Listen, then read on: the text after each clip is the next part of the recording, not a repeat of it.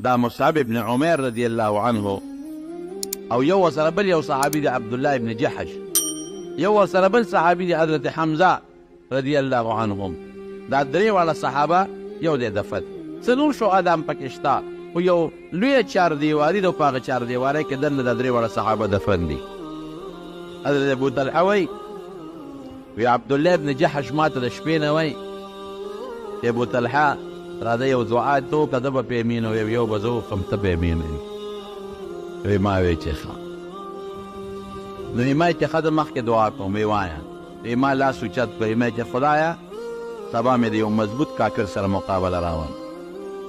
چې ما هغه وی په توره زار هغه وم یو بل ښه ستړي او بیا پرې زه زورور شم او وی وهم او مردار شي. وی دی عبدالله ابن جحش وی آمین. وی بیا ما ته وی چې ښه ده ما دعا مس زه کوم آمین به پې وی. وی دې م وی چې خدای سبا مې د یو مضبوط کافر سره مقابله راوړي چې زه یې م وم ام وی ښه یو بل ستړي کو او بیا په ما زورور شي مه وی او ما شهید. وی ما وی چې آمین. وی سهار له مې د یو مضبوط کافر سره مقابله رانه ښه دعا مې خدای قبوله کړه. وی زه په انفتې یم امن قدر په تورو وال کو وی ښه ستړي شو، وی ناګانه مه و مردار شو. وی چې مې نظر وکړه عبدالله ابن جحش ته او وی دې نه یو کافر سره نښتې دی، مې چې دا به دعا د ده م قبوله ده او زما م قبوله ده. وی ښه یو مضبوط تکړه کافر سره نښتې دی، هغه هم په توره وی دی هم وی. وی ناګانه پې زورور شو، دی شهید شو. حضرت حمزه رضی الله عنه د ډېرې بهادرۍ اظهار و. لومبي وخت کې تاسو ته مه وایي چې د مسلمانانو پله درنه وه، د دنیا کافر یې مردار کړل. نو د عتبه د علول د ابو سفیان ښځه هنده د هغې یو غلام وحشي نوم و، وحشي ابن حرب، هغه سره یې خبره کړې وه. وی که تا زما د پلار بدل واخیسته او حمزه دې شهید کړ، ځکه حضرت حمزه د دې پلار د حضرت حمزه رضی الله عنه په لاس په بدر کې مردار شوی، حمزه دې شهید کړ، نو تا به زه په څه طریقه ازادوم. وحشي وایي په خپله رضی الله وروسته مسلمان دی. وی ما سره یو وړه نیزګۍ وه، حربه ورته وایي په عربۍ کې. وی دې په احد کې یو غټ کاڼي شاته پټ ناست و. وی مې چې که حضرت حمزه په دې تېرېده زه به په دې غذار کوم، مخامخ خو هغه له څوک نه شي ورتلی. وی ناګانه دې زما خواله راغی. وی چې راغې بس هغه نیزګۍ مې ونیوه او غذار مې پرې وکړو، ورو مې ویشته. بعضې خلکو په جنګ کې په غشو ویشتل کول، بعضې به په دې نیزګۍ ویشتل کول. ویه مې ورو ویشته. وی بس داسې رسا په دې نوم ولګېده، په دې نوم باندې چې دا نیزه تې شاته ووته، دومره تېره وه. وی ما پسې ګواښ وکړه خو بس را پرېوت، په هغې کې شهید شو. بیا هنده راغلې ده، دې خو یې د پلار قاتل و حضرت حمزه، ډېر ظلم یې ورسره کړی. په تاریخ کې دومره ظلم به چرته هم چا سره نه کړی لکه حضرت حمزه رضی الله عنه سره چې وشو. یې دې پوزه پرې کړه، شونډې یې ترې پرې کړې وې، غوږونه یې ترې پرې کړل، سترګې یې ترې وویستې او دا سینه یې وله وشلوله، زړه یې ترې راوویست، په هغې یې چکونه ولګول، اینه یې ترې راوویسته، په هغې یې چکونه ولګول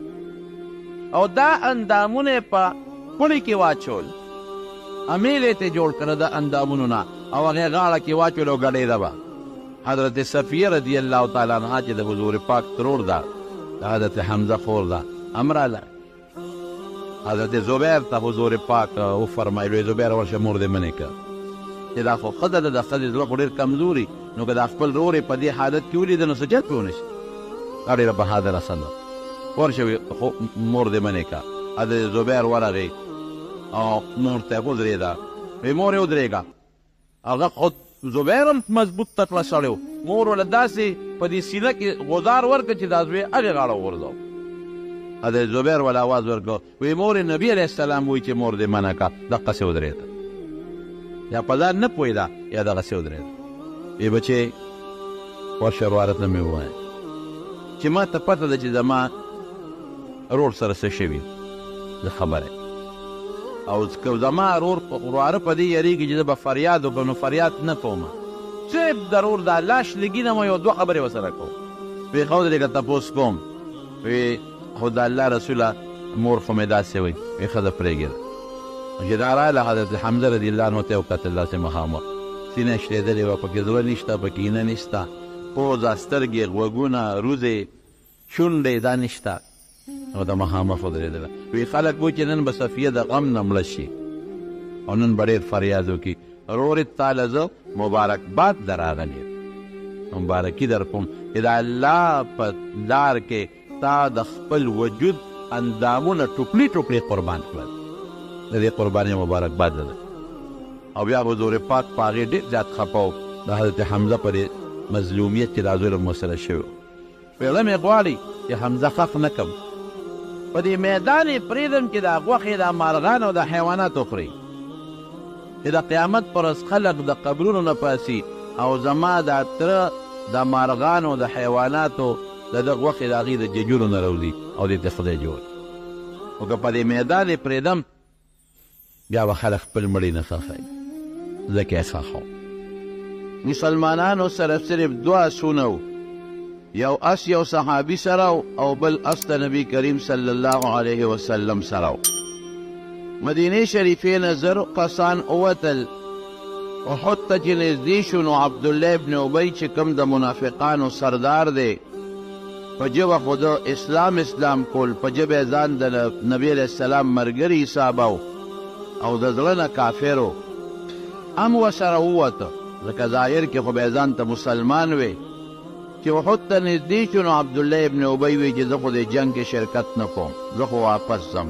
نو 300 منافقین ورسره واپس شو. وی زما مشوره چې ونه منله، ما وی چې جنگ له بار نه وځو، د مدینه کې پاتې کېږو، د مکې دا کافر به یا تنګ شي واپس به دي، که په کلي راوختل نو بیا به ورسره زمونږ بچیم جنګ وکړي، په کاڼو به یې ولي او زمونږ ښځې به هم په کاڼو ولي. نو زما رایه چې ونه منله، لهذا د ځان نه وجلم. نو د 300 منافقینو سره عبدالله ابن ابی واپس شو،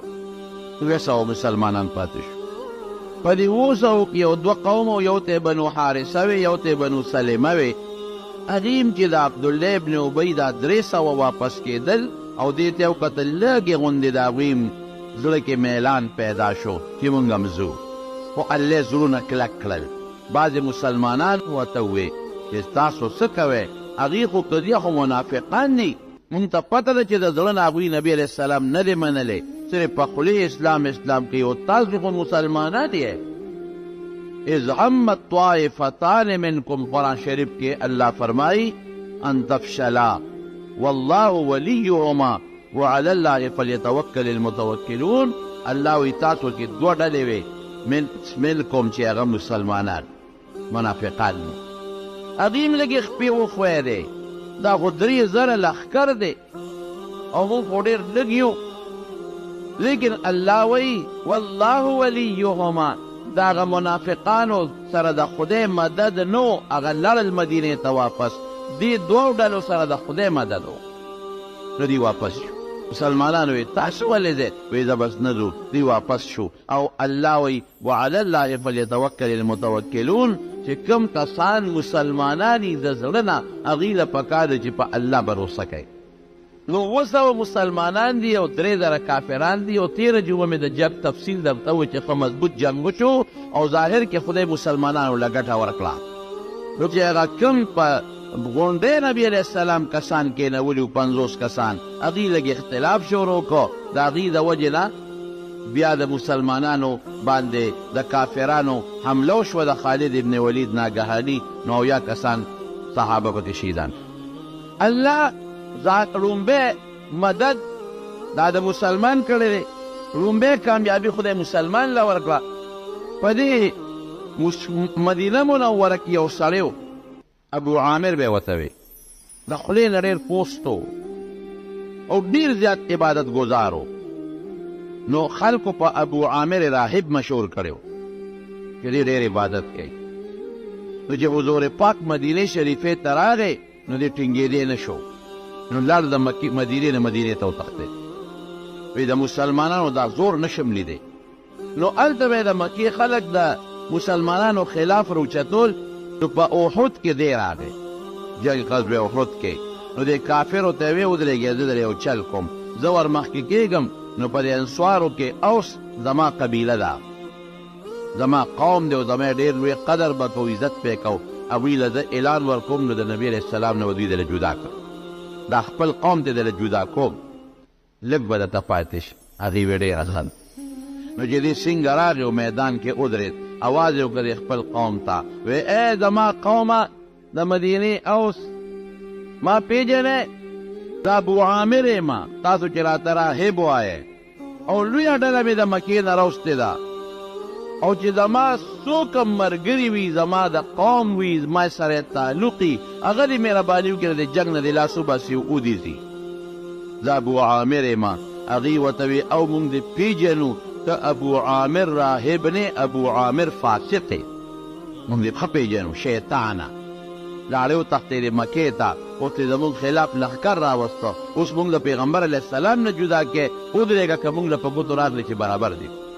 لاړ د مکې کافرو ته واپس شو وی خو دونه کلک دي د نبي علیه السلام دا ملګري چې زما خو پکې یو قسم خبره ونه منله او بیا الټی زه بیزته کړم وی کنځلم یاره زه چې مکې ته تلم د مدینې خلک بدل شوی رسوا که خدای پاک جنګ کې چې کومې کارنامې صحابه کرامو کړي د هغې مثال نشته حضرت حنزله د ده زوی دی د ابو عامر زوی دی حضرت حنزله پلار یې کافر دی او زوی مسلمان دی مشهور تاسو په دې نظمونو کې هم د حنزله رضی الله عنه واقعه اورئ حضرت حنزله رضی الله عنه شهید شو په دې جنګ چې کله شهید شو نو نبی علیه السلام مبارک صحابو ته ووی چې ما په فرشتي ولیدې چې د حنزله له غسل ورکو دی ولمبو او د سر نه یې اوبه څاڅي تاسو را د بیبي له تپوس وکړئ څه وجه ده نور شهیدان فرشتې نه لمبوي او دی ولمبو سر نه یې اوبه څاڅي صحابه لاړل د ده بیبي وه جمیله نوم یې او دا د دغه منافق عبدالله ابن ابی خور وه د ده بیبي ده مسلمانه ده هغې نه یې تپوس وکړ وی نبي علیه السلام وایي چې حنزله نور یې ورته الو نه وي چې د له فرشتو غسل ورکړی د سر نه اوبه ساتي وی دا تپوس ته وکړئ چې د ده څه حالت و چې د جنګ له راته وی د ده څه حالت و چې د جنګ له راته څه ناشنا کار یې کړی دی که نه دی کړی یاره وی نور حالت ته خو یې نیم خبر خو په دغه شپه د خپل کورنۍ چې کوم د ښځې خاوند تقاضی هغې پوره کړله او بیا جنگ لپ نیغ روان شو یاره وی چې غسل کومه نو په دې ډېر لوی وخت اوړي نبی علیه السلام به د کافرو په منځ کې ولاړي او زه به لامبمه نو غسل یې نه دی کړی او په لوی او جنابت کې میدان ته درغلی دی دا راته پته ده حضور پاک مې وګورئ وی الله تعالی ولا د مرګ نه پس یو شرافت او عزت ورکړه او فرشتو ولا غسل ورکړه د دې وجې د ده لقب دی غسیل الملائکه هغه حنزله چې فرشتو لمبولی دی نبي علیه السلام سره یو توره وه توره یې لاس کې اوچته کړه وی من یأخذ هذا السیف بحقه وی دا توره به څوک په لاس کې والي خو چې د دې تورې حق ادا کړي د جنګ شروع کېدو نه مخکې صحابو ټولو لاسونه اوچت کړل یو یې صیب مال یې راکړه بل وی مال یې راکړه خو چې چا به لاس اوچت کړ نو نبي علیه السلام به لاس یې واپس کړ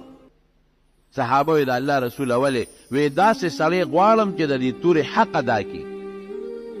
حضرت ابو دجانه رضی الله عنه را مخکې شو وی د الله رسول د تورې حق څه دی وی د تورې حق دا دی چې هغې پورې به دې جنګېږي چې دې پکبرې کافر مړه کړي مسلمان ته ونه لګي مسلمان پې مړ نه کړي او کافر پې مړ کړي او اونه تختی مسلمان به پې نه وجني کافر به پې وجني او چې اونه تختی شانه کړي دا د دې تورې حق دی وی د الله رسوله مال یې راکړه او دعا هم راته وکړه هغه توره ابو دجانه رضی الله عنه له نبي کریم صلی الله علیه وسلم ورکړه او دعا یې ورته وکړه الله وی ته د مدد وکړې نو الله هغه دعا قبوله کړه دی چې کله په میدان جنگ کې روان دی هغه توره ورسره ده د حضور پاک مبارک توره ده نو د دا مټې والی دا د بدماشۍ تللی کول دا لاسونه یې واله او خپې یې نږدې نږدې کېښودې او سینه او دا سټ یې اوچت کړی و نبی علیه السلام چې ورته وکتل مسکې شو وی دا چال د خدای ډېر بدي شي دا د کبر چال دی دا د کبر چال دا د خدای ډېر بدي شي خو په دې موقع د خدای خوښ دی په دې موقع که څوک داسې چال کوي ولې کافر باندې خپل رو بچي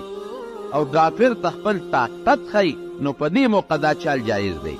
او د دې موقع نه بغیر دا د کبر تلل د خدای ډېر بدي شي لاړه او هغه توره لاس کې واغېسته د دنیا کافران یې پې مردار کړل لیکن شی نه کړه کافرو ته مخ په مخ وجنګېد او خدای وله شهادت ورکړ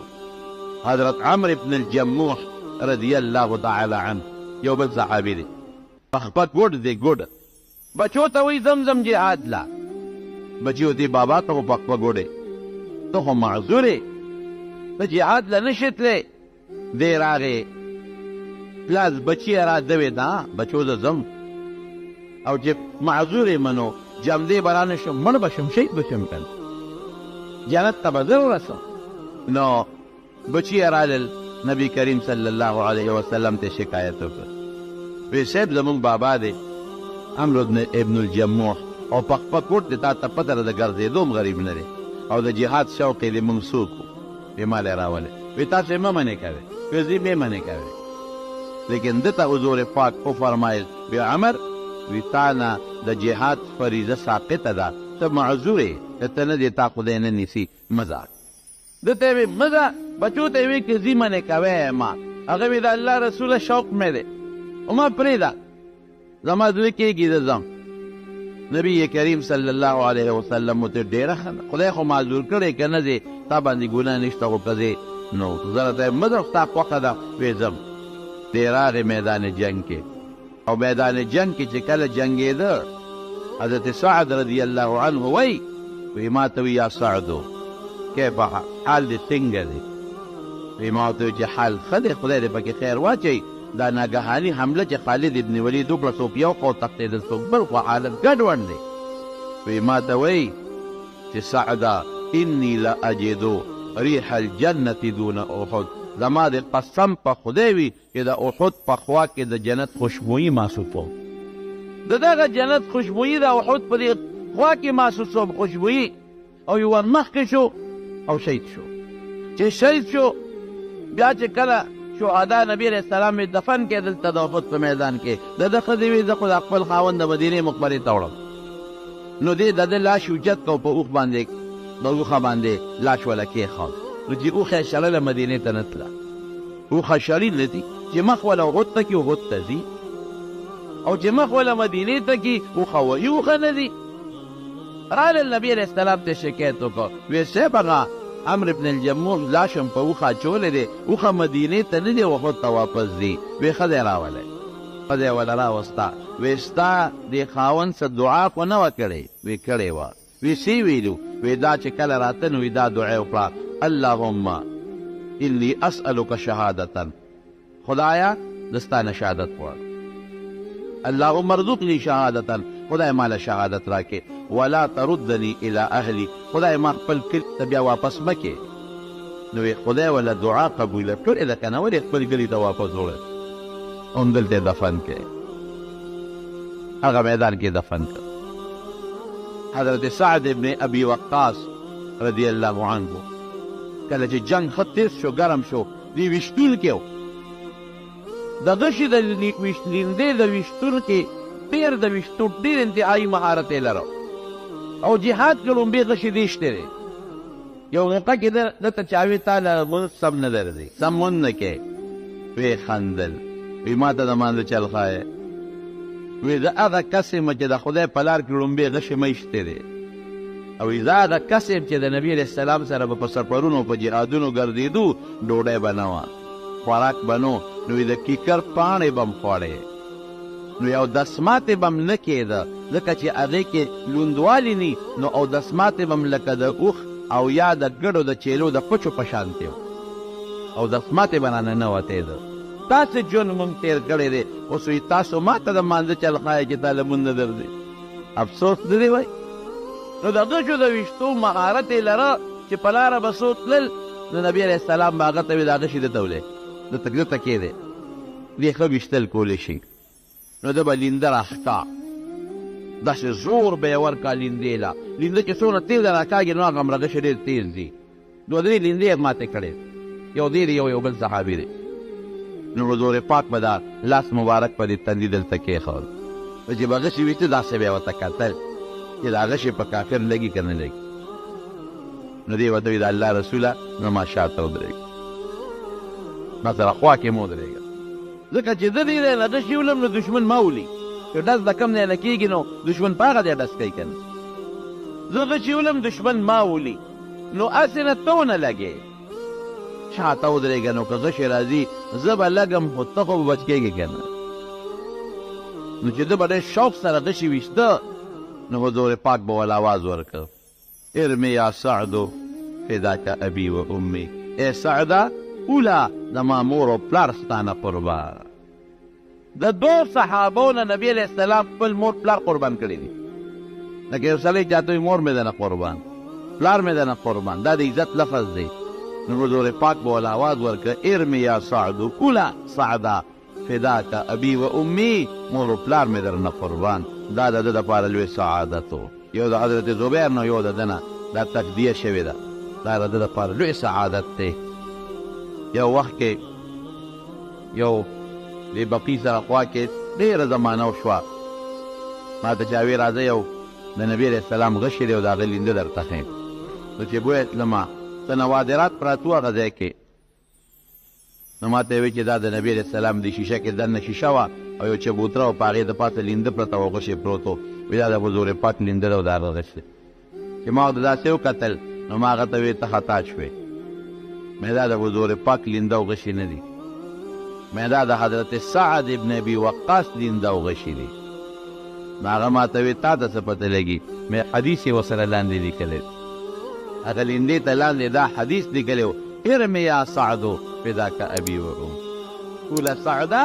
مور و پلار مې در نه قربان مې دا حدیث یې لیکلی دی معلومېږي دا چې دا هماغه د حضرت سعد ابن ابي وقاص لینده ده او د هغه غشي